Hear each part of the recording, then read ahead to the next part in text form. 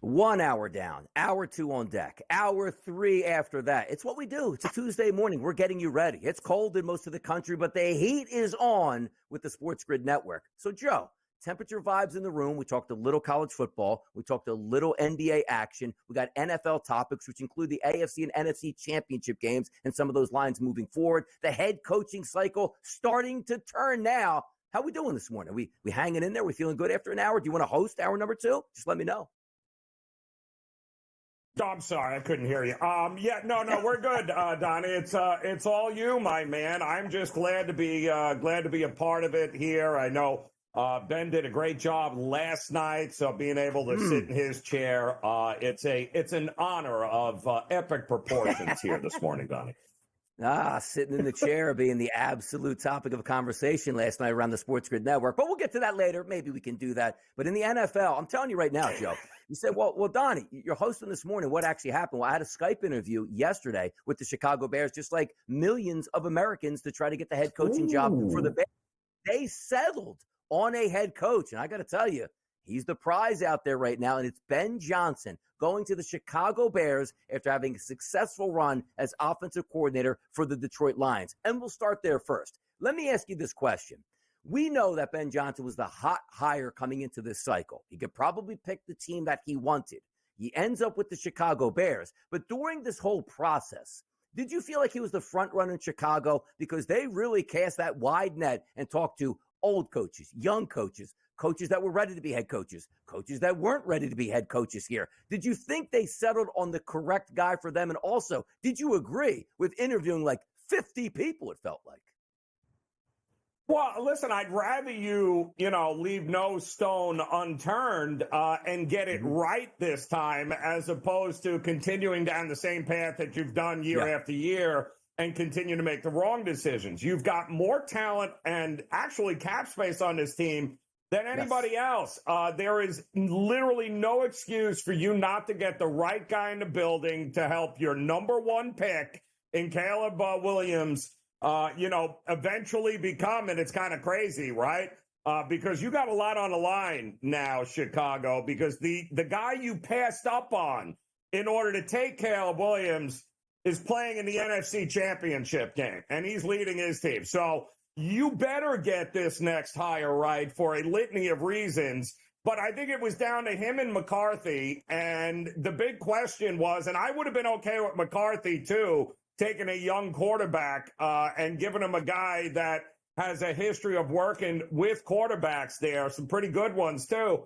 I'd have been all right with that pick, but I also think the ability to be able to take your OC from your division rival, I think they nailed it. They got the guy they want. We'll see if it works out, but certainly I think given the choice, they probably made the right one, at least in the short term. Lots still to be determined in the long term on whether they got this hire right. You're right about that, Joe, because you wake up this morning as a Chicago Bears fan. I don't think anybody's going to oh, man, come on. We wanted McCarthy over Ben Johnson. This was the prize here. This is going to get your fan base excited. But I always like to go back to, how did we actually get to this place? And sometimes you can say, you know what, if you listen to the fans, you end up sitting with the fans as like a front office guy or head coach. You've heard that throughout the years. But I got to tell you, a lot of times I think the fans know way more and don't overestimate what the actual options are. Because last year, Joe, did anybody who was a Bears fan or around the NFL and league circles or even fans of other teams go, you know what? The right move is bringing Matt Eberflus back to hone this offense here and this young football team. We didn't think that was possible. And they said, you know what? We're going to bring in Shane Waldron here as the offensive coordinator to be the curator for Caleb Williams coming into the NFL. And it was a disaster that it felt like we all saw this coming. Forget about watching Hard Knocks and getting behind the scenes. Nobody said, oh, wow, Eberflus coming back. And particularly when last year, maybe the hottest job once again in the coaching market was the Bears. They didn't even call guys like Jim Harbaugh. They're like, you know what? No good for us. Eberflus is better. So going from Eberflus and making the mistake there to bring him back, I think they corrected that mistake. And I like the fact that Caleb Williams, obviously the offense needs to get going. There's talent at running back. There's talent at wide receiver. As you said, Joe, there's a ton of cap space. This was a job and a destination that you should want to go to. And I think they got the best of it.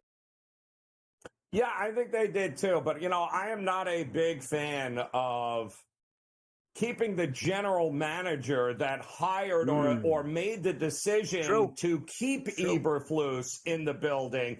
I'm not a big fan of thinking somehow or another they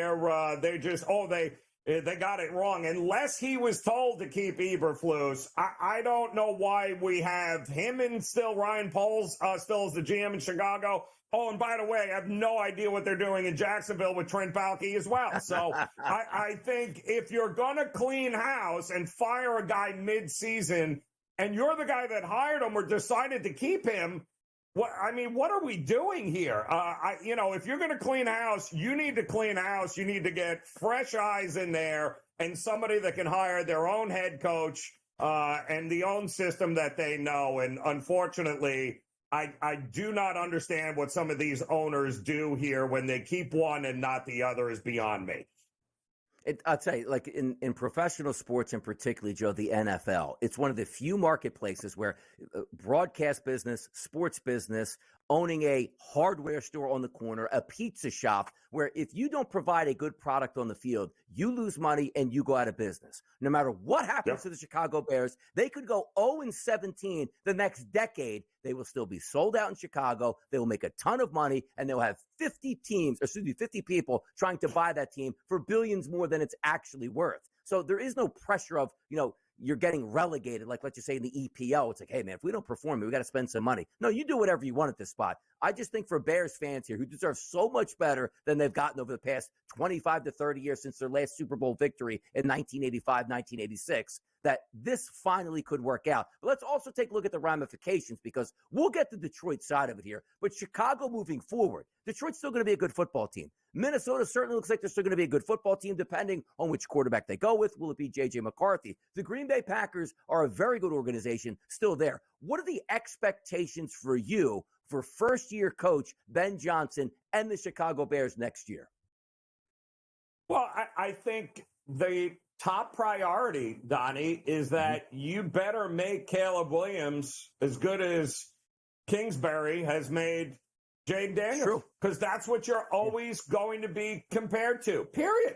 That's it. Number one and number two. You passed up on the guy that's in the NFC Championship game right now, and you instead went for Caleb Williams but didn't give him the same OC. Now you've adjusted that, and you apparently have, at 38 years old, the next hot coordinator, head coach. And by the way, they don't always work out, Donnie. So again, you got to have some patience, but I think that we need to see that progression from Caleb Williams next season with Ben Johnson. We need to see this offense show up and show out. We need to see the offensive line protect him. That's all on Ben Johnson. Everything else, as far as I'm concerned, he gets himself a good defensive coordinator, a good special teams guy, and the next couple of hires are extremely important for the Bears here moving forward. Yeah, this isn't Sam Darnold, right, Joe? It's not a reclamation project. Right. This was a kid that people and organizations were tanking and hoping they had a chance to get Caleb Williams. Correct. This is also a football team that has a lot of money to spend and already some key components in the building. So if we're looking at, look what I did with Jared Goff in this offense, now I have more arm strength and talent in Caleb Williams and a much more mobile and athletic quarterback. Let's see what happens. But I understand people out there going to knock it and say, well, Ben Johnson needs a guy that stays in the pocket and delivers on time. Caleb Williams is much more explosive. But if you're trusting Ben Johnson to turn an offense like Detroit into a powerhouse with Jared Goff, those same expectations absolutely should be there for the Chicago Bears. And as Joe pointed out, we're expecting things to turn around quickly here. This is not, 4-13 next year. I'm just getting my feet wet. You are expecting to perform next year. Let's talk about the opposite side, the Detroit Lions next, and where they sit. Super Bowls are hard to win. Super Bowls are hard to get to. We understand the heartbreak of an NFL season that might end in just one game. And we saw that with the Detroit Lions show, where you think you're the number one seed, which you are. You think you're going to play like the number one seed, which you didn't. You didn't even get to the NFC Championship game. You got out-muscled in your own building, and the season ends abruptly, which means players are going to change. Players are going to get older. Also, coaching staffs are not going to be the same. And that certainly now is an effect for the Detroit Lions. But the one thing that we do always talk about is how long can those Super Bowl windows actually last? And for Detroit, Dan Campbell, we got a clip here, and he's going to try to explain that. Yeah, I do, man. I think that's, we talk about that core group is still intact, and some of these guys are now, we've signed some back, some are up on contracts, and that'll be ongoing. But yeah, we absolutely do, and I think the most important thing is you want to know you got your culture, you got your identity, and you got players and that fit into that, and we've got that. Like we got players in every pivotal position you can ask for to have success. And those guys are made the right way. So absolutely our window is open.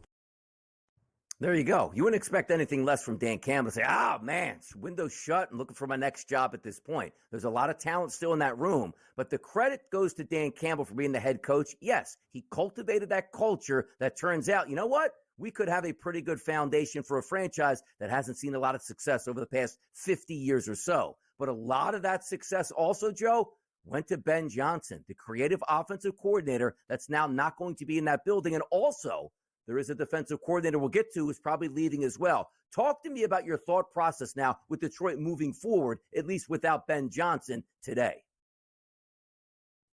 Well, the problem is we're going to learn rather quickly whether or not Ben Johnson was responsible for the resurgence of Jared Goff, or if Jared Goff is, played a big role in helping him to execute that offense. I think that's still to be determined here. But I can tell you this, they are, and I agree with Dan Campbell, they have the things that matter most for a organization to have success long-term are the things he talked about. You have an identity. You have the players. You have a culture in place. We have seen that work. Consistency works. So now what we've got to see from Dan Campbell in this front office is the ability to replace the Ben Johnsons or, the defensive coordinator if he leaves. You've got to be able to plug and play those guys. Baltimore's done it. Harbaugh's done it for years, and it seems to work, and they still find themselves in the playoffs. So that's the next step here for Dan Campbell in Detroit, is that if these coordinators were that good that it was all about them, well, then you better make sure their replacements are every bit as good here and can motivate these guys. So I think the hiring of the replacements is that next step to figure out whether Dan Campbell and Detroit and that window is still open. No, you're right about that, because the framework of that football team is still going to be there. But as we know in the NFL, it's not like any other league. Like, injuries are going to happen. Attrition is going to happen. And yes, they had a lot of attrition and injuries on defense, which you can't make up for. Not an excuse, but they did have it. But that offense for most of the year was completely intact and humming along as Ben Johnson. They scored more points than anybody else in the NFL. And if you're looking at some of those statistics coming into the year, we expected a good team. 10.5 win total. They wound up with 15 wins. Best record in the NFL, 10-1 price. Nailed that as well. NFC title was a 5-1 price. They didn't win that. And obviously the Super Bowl at 12-1, they didn't. But the expectations, and you saw like the raw emotion for Dan Campbell after that game ended against the Commanders, whereas he never thought, and neither did the fan base, and rightfully so, that was going to be a loss on that night. They didn't think it would be that explosive where it's like, wow, how did this go wrong? Open up the game with a touchdown lead. Next thing you know, a 5-turnover struggle for our offense. We don't force any turnovers and get beat by double digits. We understand things are going to change in the NFL and how it goes down, but that's as devastating a loss as you're going to have. And also, it's not as if it's like, hey, man, we're like the Kansas City Chiefs. The past decade, we got the 6 of these things. Didn't work out in our favor tonight. Won 2 Super Bowls in the past. We'll get it back together. This was a team and a city starving for anything, that they were getting great football all season long and figured, you know what? If we don't win the Super Bowl, it looks like at least we're going to get there with home field advantage. And to not even make the NFC title game, that's as devastating as it gets. Yeah, it is. And it's unfortunate the way it is. But they overcame a ton of injuries on the defensive side. But ultimately, when it mattered the most against the better competition, that was, styles make fights. And not having the best or one of the best top 3 defensive players in the league who somehow or another didn't play a snap because he got hurt from week 5 on and still led the team in sacks. It's very hard to overcome that and expect to win a championship. And I think they've got to get him back in there and get a couple of other guys signed and restock. I think they'll be just fine in that division because I do think ultimately that team, as long as it continues to have to go through Detroit, I think they're going to have a chance to at least play for a Super Bowl here. They have all the pieces they need. They just got to fine tune it, right? Make the next hire, get the new guys in there, and put it together and start again next year. There is no reason with the talent they have on both sides of that ball that they should not be competing for an NFC championship over the next couple of years. Let me ask you this question quickly, too, because we understand the whole grit mentality around Detroit, and they like to, bring their sort of set of pain and set of rules themselves.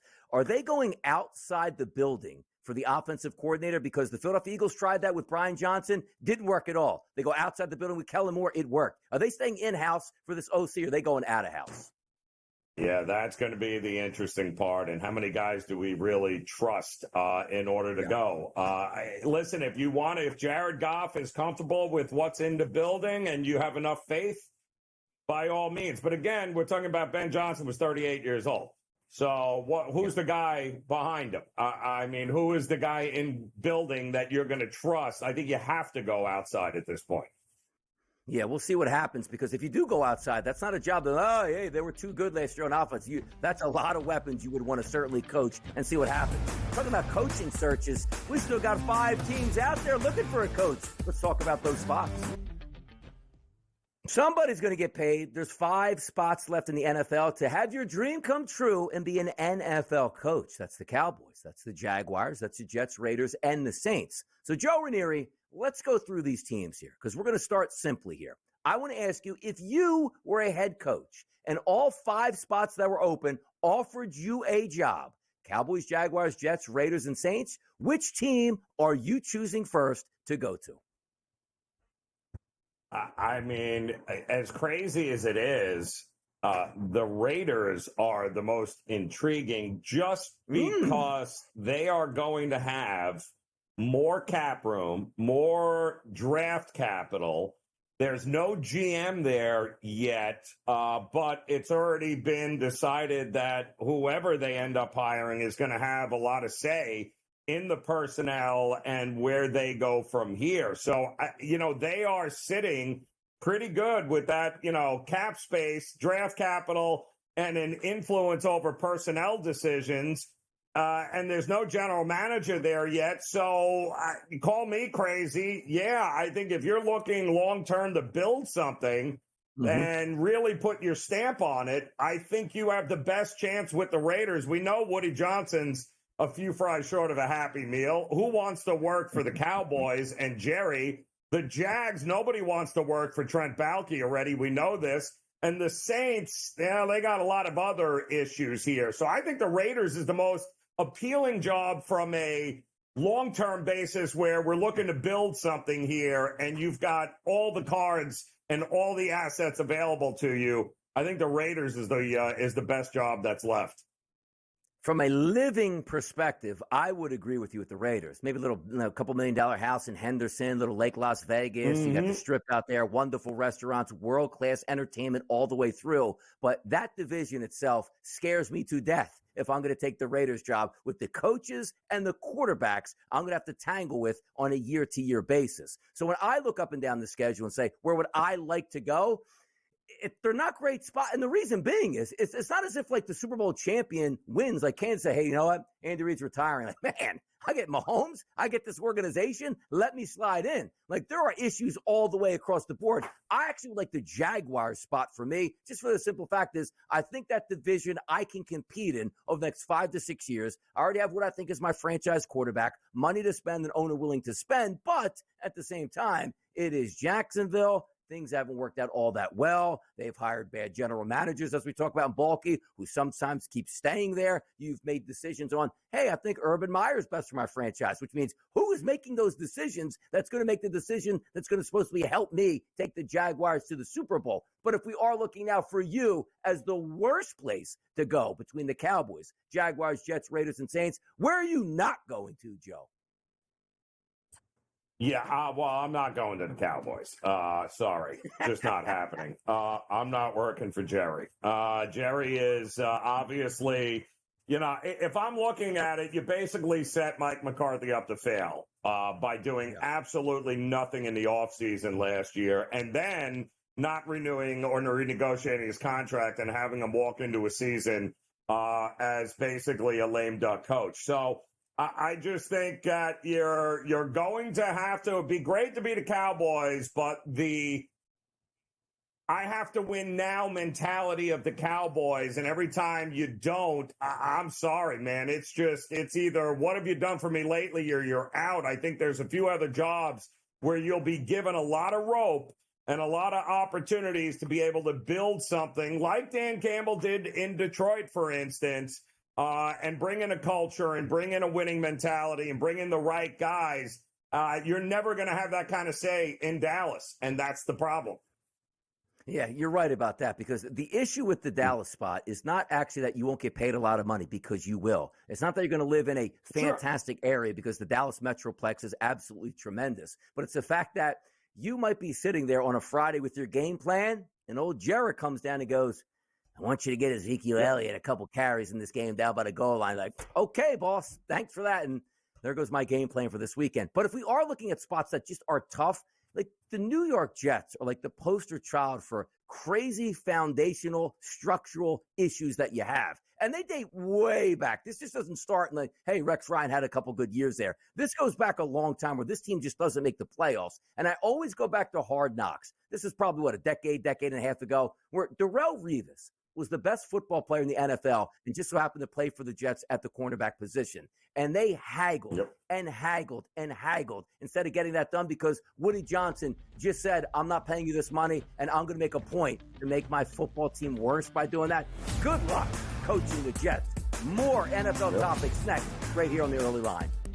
It's never too early to look at the Super Bowl. Boots will be on the ground, the SportsGrid Network, live in New Orleans for an exciting week. The question is, we don't know who's actually going to be playing that week until AFC, NFC Championship weekend is completed, which is this Sunday, and I can't wait for it. And this morning, just looking at my wall here, I have a couple jerseys in the studio here that I like to glance up and look at, players that have won me money, great football players that I adore, and side by side, Joe, in my office, I have Josh Allen and I have Jalen Hurts. So before we get to the look-ahead lines and how they might lay out, let me ask you this question.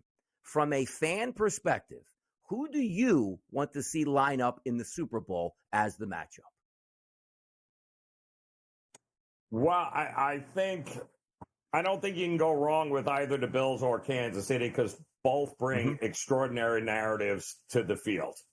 So if it's Kansas City, they're going to be looking to do something historic in the NFL and have the three-peat, right? With Patrick Mahomes and company, and that'll be a dominating storyline. If it is Buffalo, then finally Josh Allen is, the Peyton Manning finally getting past Tom Brady kind of situation here at Mahomes. Can he finally get there? And then on the other side, Jayden Daniels doing something that we've never seen any rookie quarterback do. Could he carry this team to a Super Bowl title? That would be phenomenal. And then, of course, Philadelphia, no shortage of narratives there as well. And you know this, Donnie, the Saquon Barkley. Could it be a dominant running back, not a quarterback, a dominant running back can win you a Super Bowl title? And this is what the Giants originally thought when they drafted him. Correct me if I'm wrong here, that was why they drafted him as high as they drafted him, because they believed he was that kind of player. Can that finally come to fruition in Philadelphia, and you can win a Super Bowl on a running back with a running back more than anything else? So I think the Final Four here provide fantastic narratives and interest no matter who ends up advancing. Now, we'll get into the spreads and the hypotheticals in just a moment here and analyze those. But I always like to say this because the NFL is a business show. Who does the NFL want to show up in this Super Bowl, which is the bigger question? Yeah, well, they want Mahomes and company to go in and do something that's never been. Absolutely, they would. But I think they'd be just as happy with Buffalo getting back with Josh Allen finally being. I mean, having Mahomes and Allen battle every year from here on out is never I think, a bad thing for the NFL. And I think if they can get a rookie quarterback to take his team and lead him to a Super Bowl with Washington, does it get any better than that, Donnie? I mean, we're talking historic on so many different levels what this kid and this organization and let's face it, the NFL would love to stick it to the former owner of the Washington Commanders, would they not? See what happens? We get you out of the league, and look what happens to your team. So, yeah, there's, I think, a little bit of pride there with the NFL if they could get the Commanders in also. You're right about the Commanders. And kids today, as I like to say, don't understand how impactful that Washington franchise was over the last 50 to 60 years. Yep. When Daniel Snyder took over, FedEx Field, Jack Kent Cooke Stadium, what it was called at the beginning of it, they had the longest season ticket waiting list in the NFL by a wide margin. By the time Daniel Snyder sold the team, they couldn't even sell their games out or basically fill that half full with their own fans at this point. So finally buying back in, you're right. The ultimate dagger for him would be like, wow, as soon as I get out, they just make good hires and good draft picks and away they go and win Super Bowls. That's something to watch out for. But if we do look at the hypotheticals, and first starting with the Eagles making it to the Super Bowl, 1.5 and 1.5, both of those plus money, whether it's the Bills or the Chiefs. So let's go there. Bills, Eagles, Chiefs, Eagles. Do you agree with the hypotheticals that in both of those scenarios, the Eagles will be the underdogs in the Super Bowl? Well, I think yes, because the Chiefs or the Bills will have the best quarterback on the field, and that matters. And no disrespect to Jalen Hurts, but Jalen Hurts is not in that same breath as Josh Allen and Mahomes. So I do agree that the AFC, whoever it's going to be, is likely going to be the favorite simply because of those two guys, right? I mean, if Josh Allen wins the MVP this year, which, he probably will, you got Mahomes already, and not taking anything away from Jalen Hurts, but let's be realistic here. It's just not in that same category just yet. And I do think the Commanders will be interesting because I think that number might even be a little lower. I think if it's the Chiefs Commanders or even Bills Commanders, that thing will get much closer to 5.5, 6 than it will 3.5 or 4.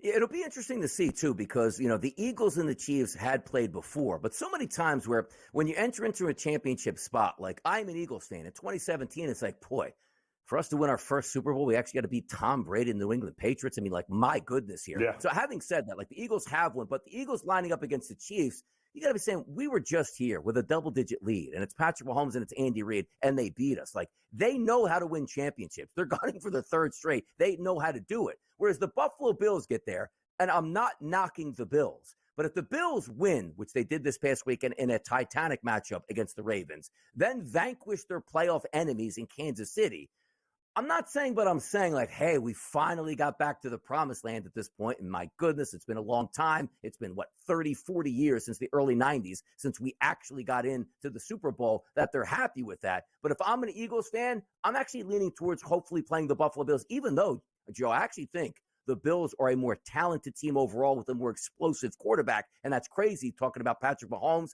But we understand so many years of watching, they just win Kansas City. They're not going to fracture if they're down 14-3 in the first quarter. They're not going to be like, oh, my goodness, the lights are too bright at this point. So for me, and also from an intrigue standpoint, I would love the Bills to get there. Because, Joe, we've been around the block multiple times here. We just got through the Patriots dynasty. It was like, we're just doing content. We got to talk about Tom Brady and the Patriots again and Bill Belichick. My goodness. Every year we talk about Kansas City. So I think it would be refreshing if the Bills got there, a new fan base in there, a new hit couple talking points. Josh Allen is fun to root for. That would be interesting. But let's flip it over to the opposite side and talk if the Commanders make the Super Bowl. Interesting enough, if the Eagles are in there, it's +1.5, and it's +1.5 depending on who they're playing. The Commanders, same thing, +4.5 and +4.5. Bills, Commanders, Chiefs, Commanders. Me, as I said again, being a big-time Eagles fan, it would break my heart. But I got to tell you, it would be intriguing if a rookie quarterback of the Commanders is in the Super Bowl. Woo! Yeah, well, think about it, right? So Jayden Daniels versus Patrick Mahomes. The old school, new school, the same old, or the rookie and building a new dynasty there in Washington. It is fascinating, whoever it is that's going to advance. But I also agree that the AFC should be the favorite because either way, you're talking about two of the top 3 or 4 quarterbacks in the league. They are always going to be looked at in a favorable light, certainly in the market. And experience matters there, too, because if Mahomes ends up making it, whether it's the Eagles or whether it's Washington, they're always going to have the market support there. And in likelihood, that number would rise as well. So I think the Eagles, a lot is going to depend on how the Eagles look against this Commanders and Jayden Daniel team. And that line might move differently no matter who it is that they're playing, depending on how they look this week.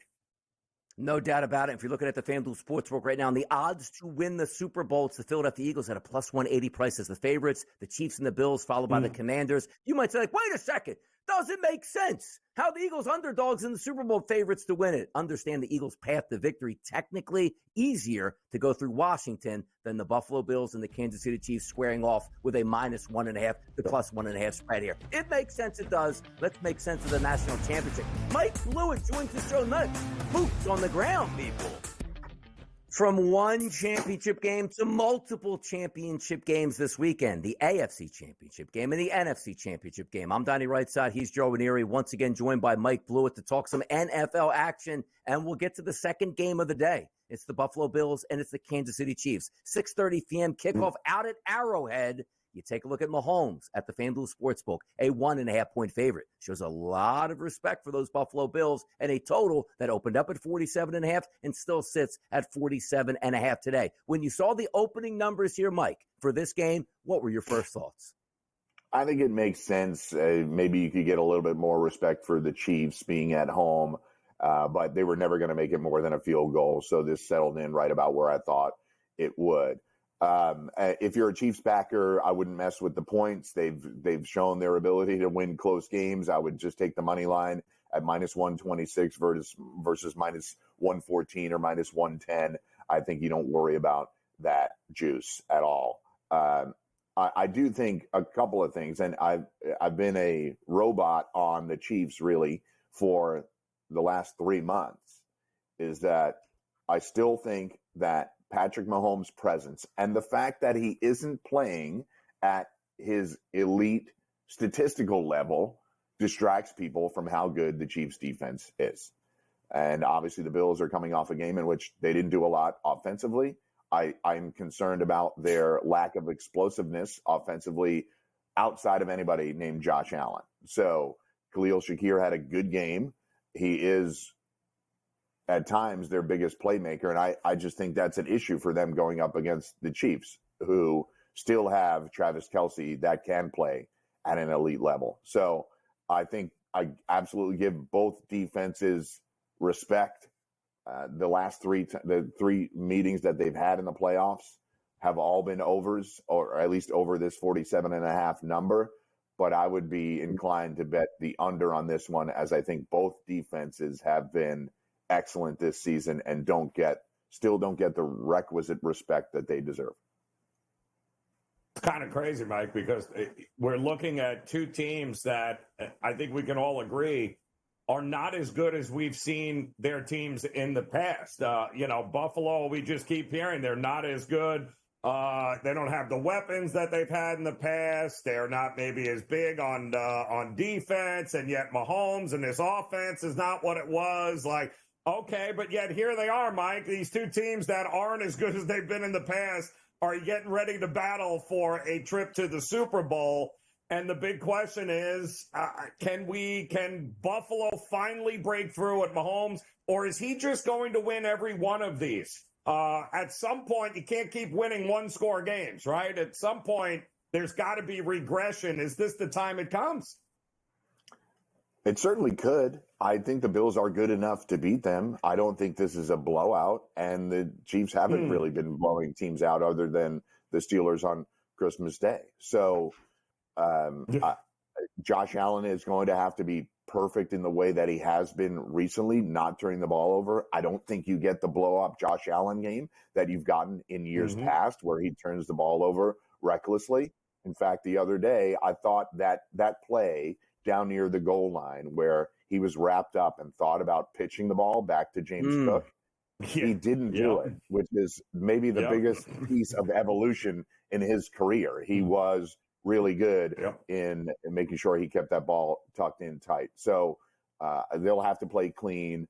I think that this Kansas City defense, again, the presence of Mahomes distracts people from how good this defense is. And I think that George Karlaftis with 3 sacks and Chris Jones and Amenu were awesome the other day against the Texans. And I think they could be again. So I'm leaning towards the Chiefs. I don't think 1.5 is enough, but like I said, money line it and be happy on Sunday afternoon or Sunday evening. Expectations, we were supposed to get the Kansas City Chiefs versus either the Ravens or the Bills entering into the playoffs. Not the same thing in the NFC. We expected the Eagles and Detroit to be in this game. It's the Eagles and the Commanders. Now up to 6.5 as a favorite. Live this morning on the FanDuel Sportsbook and 47.5. Quick thoughts on that one, Mike? Yeah, so I heard you guys talking earlier. This is one of the most brilliant rookie campaigns in NFL history. If he wins this, it will be the most brilliant rookie campaign in NFL history. So I don't know that there's a team that's gone 14-1 in their last 15 games that people dislike as much as this Philadelphia Eagles team. It's really amazing. It's amazing. And I think we they're all going to love win. the Eagles. SportsGrid loves the Eagles. They're going to win this weekend. Mike Lewis said it. At least I think he just said it there. We'll talk Fade the Public next. Thanks, Mike, for joining us on the show. We'll be right back.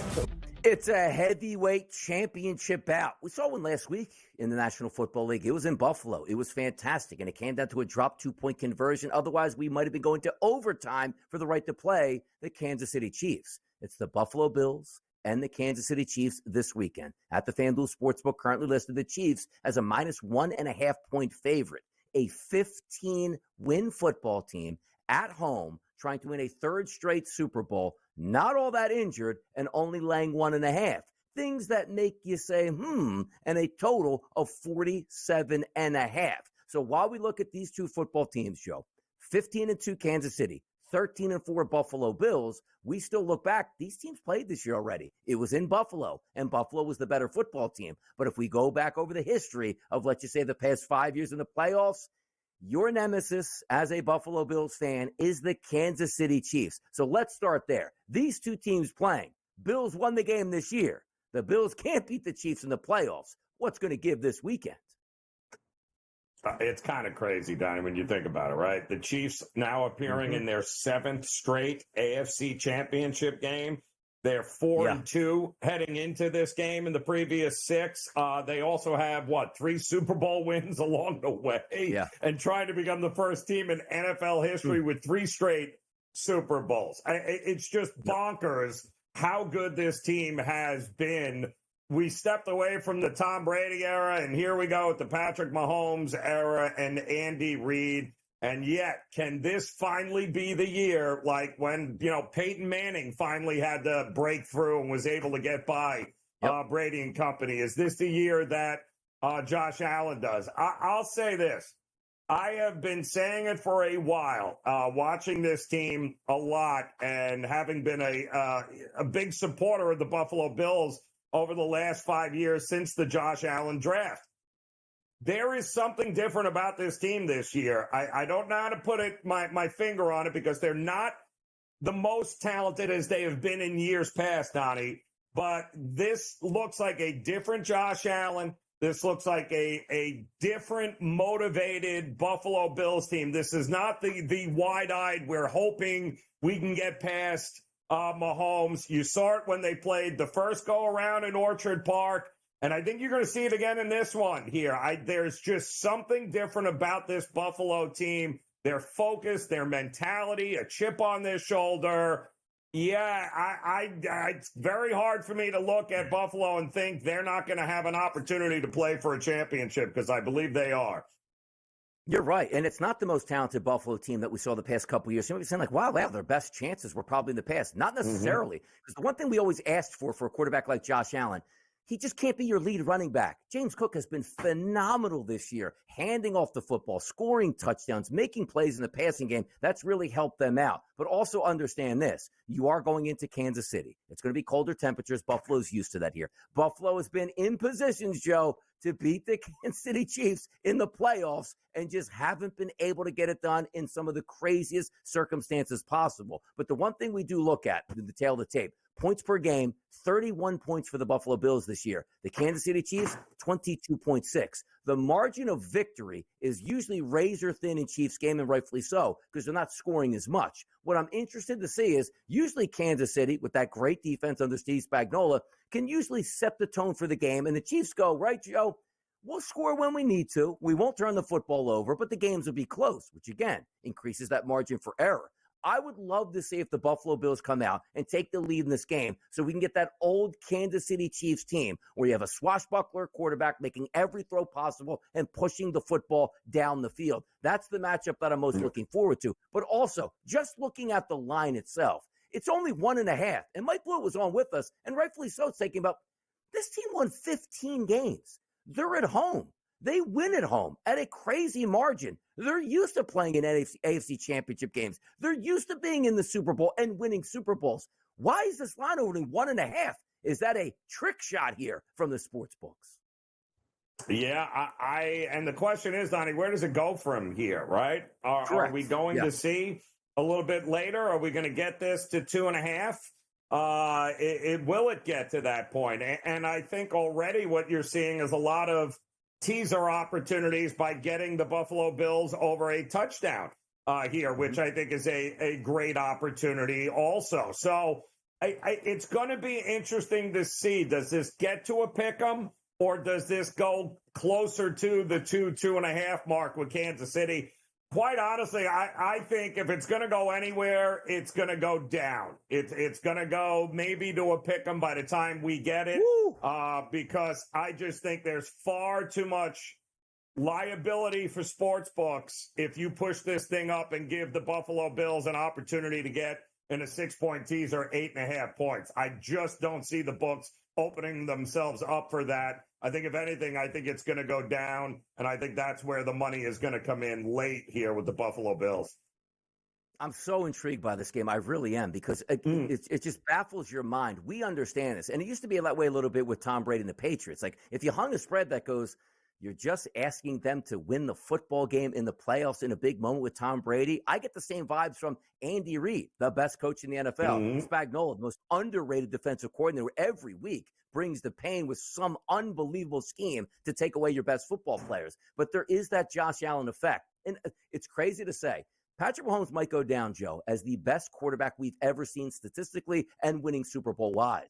But I got to tell you, like, I actually think I'd rather have Josh Allen in this football game than Patrick Mahomes. Am I crazy thinking that? Yeah. You're not. And again, there's levels to this. Mahomes is not going to win every one of them. I know everybody thought Brady was going to win every one of them too, but he ended up losing quite a few along the way here. So I do think the Chiefs this season are, they are absolutely beatable. This is not the Chiefs teams. I think they've had better teams in years past. And I don't think this is one of the better Chiefs teams. And I think they've had a lot go their way. And I do think the Buffalo Bills have a pretty good opportunity. If you're ever going to get over on Mahomes and Reid, I think this is the year to do it. And also we're not going to be worried about weather. It's not a dome team going outdoors. It's the Buffalo Bills playing in 30-degree temperatures, no precipitation in the forecast, and winds, Joe, under 5 miles per hour. May the best team win. No excuses. That's the way we like it. NFC action on deck next. We'll talk about it. It was a snow globe for most of the game in South Philadelphia last week between the Philadelphia Eagles and the Los Angeles Rams. Looked like the Eagles were going to run away with that game, then the Rams would come back, then the Eagles would run away with it, then the Rams would come back, and the Eagles almost had one of the more devastating losses in their franchise history, which certainly is saying something. But they hold on for a 6-point victory over the Rams to advance to the NFC Championship game. But the Washington Commanders went the hard way. That means they went into Detroit against the top seed, getting close to double-digit points early last week. Around game time, 7.5 to 8, depending on where you're getting those lines at from the FanDuel Sportsbook. But here we find ourselves now. Commanders, Eagles, 1 win away each team from playing in the Super Bowl against the AFC's best, which we just previewed, between Buffalo and Kansas City. The interesting part about this is you watch the football game that played out in Philadelphia. The Eagles are the better team. Yes, they are. But Jalen Hurts goes down, bangs up that knee. Quinyon Mitchell, one of the better young cornerbacks in the NFL, hurts his shoulder. It looks like they'll be okay for this Sunday's game, but we know what that means, Joe. Play on it a little bit, doesn't work out, you head into the blue tent, things aren't going your way, but that doesn't stop the odds makers, because at the FanDuel Sportsbook, Joe, 4.5 was the opening line in New Jersey for the Eagles as the favorite. And this morning, we were looking at 5.5, as you see that graphic. Live right now in FanDuel, 6.5 points here. The line running, Joe, in the Eagles' direction. And that doesn't surprise me in the least bit. I mean, obviously, we have two games that people are going to be looking at, and we've already seen these two teams play. But, you know, we should also make sure that people understand the context in the two games. The first game, if you recall, Donnie, was a Thursday night game. I believe the Eagles were a 4 or 4.5 point favorite. The total was just about 50. And that game was 10-6. Washington was leading 10-6 heading into the fourth quarter. And then the Eagles ripped off 20 points in a row. As I believe they scored 2 touchdowns in 20 seconds because of an interception with Jayden Daniels, and Saquon ran wild in there. And then, of course, the other game, Jalen Hurts left, right? The concussion. He left early in the first quarter, did not return. And the Eagles were up in that game 27-14. And, you know, Pickett was doing his thing, but then they gave up 22 points in the fourth quarter. And all of a sudden, everything changed. So 2 very different games, ultimately, that we ended up getting from these two teams. The bottom line is a third go-around here. Boy, this is going to be interesting. Does this thing get to 7? I don't think so. I think it's going to hover around the 6.5 mark. I think it's going to stay just under a touchdown here. But there are some question marks around the health of Jalen Hurts here. And can the Commanders, can they learn from those previous 2 games? Because in the first game, 3 quarters, they dominated Philadelphia in that game. And then the mistakes by a rookie quarterback ended up costing them. Not the same in that second game, where the rookie quarterback made a lot of big plays when he needed to in order to come back and win that game. So what version do we get in this round 3 here, Donnie? Yeah, it's a great point you bring up, because if you are looking at both of those games, you can't take all that much, out of those, because why? A rookie quarterback with his first true Thursday night football game against a division rival. Yep. And if you remember, Joe, a little bit those ribs banged up coming into that game, didn't play all that great. Then you go into the next game and say, yes, Washington did win. Unbelievable comeback from Jayden Daniels, but Jalen Hurts, who ran for 41 yards halfway through the first quarter, gets knocked down. Kenny Pickett comes in. Still should have won the game, but they lost, and that's a credit to Washington for hanging around that game and getting, I think, 5 touchdown passes out of Jayden Daniels, which was incredible. But again, looking at the tail of tape, these two teams do like to score points, each averaging roughly 4 touchdowns per game. And the Philadelphia Eagles early in the season, one of the worst teams in football at scoring in the first quarter. Should I say not scoring in the first quarter, because they never scored there. Playing much better to open up games, but you're right. The question marks on Jalen Hurts. The reason that makes him an efficient quarterback is he can escape the pocket. You saw that early on against the Rams. Good weather conditions, healthy at the time, 40-plus yard touchdown run, the longest of his career. Do you get that same thing? Because the one thing you know, if the play breaks down for the Washington Commanders, Jayden Daniels will make a play, and he's been doing that. And also, Joe, the whole concept of man, you're expecting a rookie quarterback to win playoff games. He'd be lucky to get one, and specifically it's at home. Jayden Daniels on the road as a dog, taking on the Tampa Bay Buccaneers. That was a victory. Jayden Daniels playing the number 1 seed off a bye in the biggest game in that franchise's history at home against an offensive juggernaut. They win that game by double digits. That's as impressive as it gets. We got a lot more concepts to go over, which includes some of these actual numbers on the game for the players themselves from a prop perspective. Let's have some fun. It's early in the week. That doesn't mean we don't need to get you ready for these games on Sunday afternoon, and we will do that next. If you're not having fun yet, I don't know what you're doing. The information is hot. The vibes are high. We're getting you ready for this weekend's action. We recapped an exciting game last night. We got NBA on the docket for just a few times here over the next hour or so. Let's have some fun. Let's bring it in. Donnie Rightside, Joe Ranieri. But now, let's get the prop perspective. Let's get the man of the hour. It's Tom Vecchio joins the early line here on a Tuesday morning. Tom, what's good? I'm doing good, of course. Thanks for having me. We have, obviously, the 2 biggest games of the NFL year coming up. We got some basketball in between now and then. I'm ready to roll. Let's do it. Let's roll it right out here because we got AFC, NFC Championship weekend. Exciting matchups here. Doesn't look like we're looking at a lot of weather conditions that could hurt us here. Totals both hitting 47.5. But let's focus on game number 2 on Sunday. Buffalo and Kansas City. Slight favorite for Kansas City, Tom. -1.5. Total of 47.5. These 2 teams met earlier this year. The Buffalo Bills picked up the victory, but this is the playoffs. This is what Patrick Mahomes does. He just wins. Looking at this game, what was your first look when you saw a slight favorite for Kansas City and that total at 47.5? So I actually grabbed the total at 48.5 or 49. I forget what it is. I'd have to double check, but immediately on the under on that.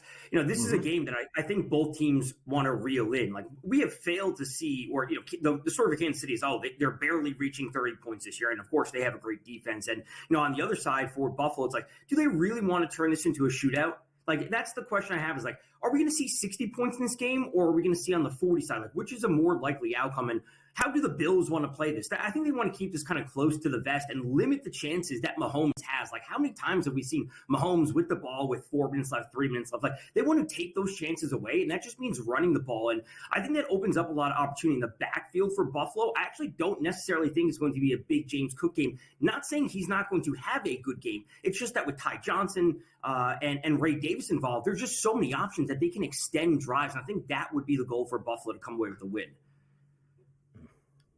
It wasn't great for Josh Allen, but it didn't need to be because they ended up winning the turnover battle, and he gets it done. So when you're looking at some props in this game here, if we're thinking the under, are we looking at unders in certain guys on both teams here? How are you approaching it?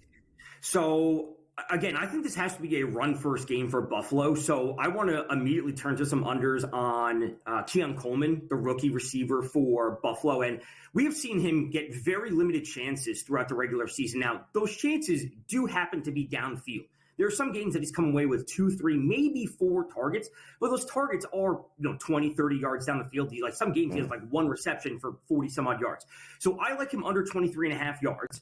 There's a chance, like, my thought process is, like, how many bites of the apple is he going to have at this, right? It may only be 2 or 3 targets, but one of those targets could put him over on this. So I understand that there may be some hesitancy for people, but at the end of the day, Khalil Shakir is that number 1 option for the Bills. After that, it's going to be Dalton Kincaid or James Cook coming out of the backfield. And then Matt Collins is being involved. Curtis Samuel is being involved. I just don't know how many chances Keon Coleman will have to actually go over 23.5. It may only be 1 catch for 30 yards, but I'm willing to go with the under on this.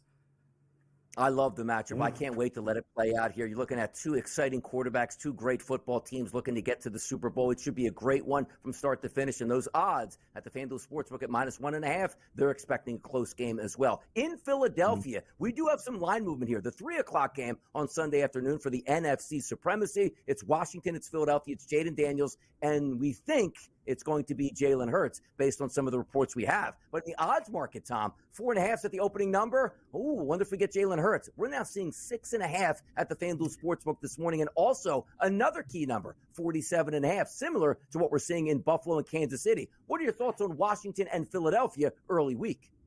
Yeah, obviously the line movement is interesting. Like I said, 4.5 now up to 6.5. The total, I have a tough time. Like, I want to take the under just because I think that's the play, like what we should be seeing from these teams.